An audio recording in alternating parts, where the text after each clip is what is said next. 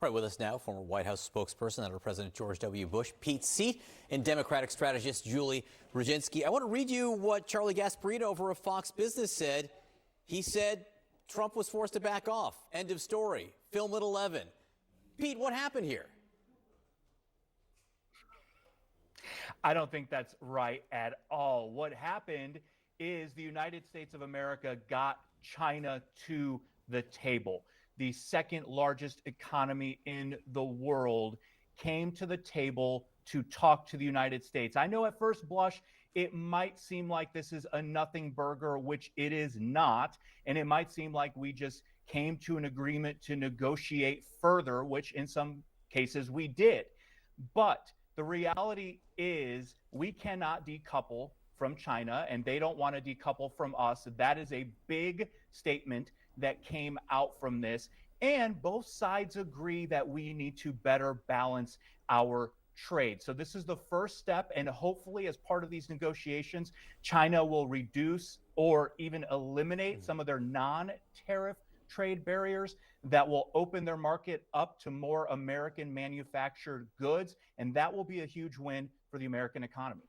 We are standing by. You're seeing pictures right now from the White House. The president expected to sign an executive order very shortly on drug pricing, and we imagine he may speak about this deal as well. So, Julie, Pete Seat says not a nothing burger, which would make it a burger. What do you think about this last 6 weeks politically? Because we're back sort of where we started here with maybe the U.S. and China talking. Was it worth it politically? On Friday, there was not one ship headed to the port of Los Angeles from China.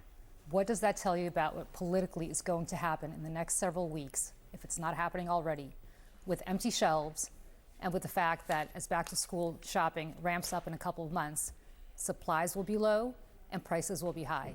This was not a nothing burger. I agree, it was a rancid burger that was handed to us by the Trump administration. He has completely caved. We still have 30% tariffs on Chinese imports coming in. China is still tariffing us, and all for the fact that we will potentially talk to each other, creating further market uncertainty. Manufacturers can't make money that way. They can't plan for the future that way. They can't plan for Christmas that way. And what that means politically is that as the CEOs of Walmart and Target and Home Depot told the president several weeks ago in the Oval Office, shelves are going to start to be empty, and then you will see what is going to happen to the American consumer and what is going to happen politically to the president. He's already upside down with his approval ratings. He's already lost the voters who voted for him, the low information voters that could tip this election over to him, who are not necessarily people who follow the news. He is completely flipped upside down with them. And it's going to continue to get worse because, as you pointed out, 30% tariffs are still astronomical, and that's going to impact the American consumer. We'll see what happens over the next 90 days. Again, the markets love it, at least for now. I'm looking down at the markets after the opening bell. You can see the Dow up more than 2%. Again, live pictures from the White House. We're standing by to hear from the president. While we wait for him, Pete, let me talk to you about planes, big giant 747s that the White House says are going to be a gift. They're working out a deal to get a gift of a giant $400 million plane from Qatar that the president would then use temporarily as Air Force One and then maybe put in his presidential library after some private use, depending on how that works out. Ari Fleischer, I think, preceded you in the Bush administration, said nothing about getting Air Force One from a foreign government feels right. It may be legal, but I won't do it. Air Force One should be American through and through. It shouldn't pass through foreign hands, and it shouldn't be a gift from a king.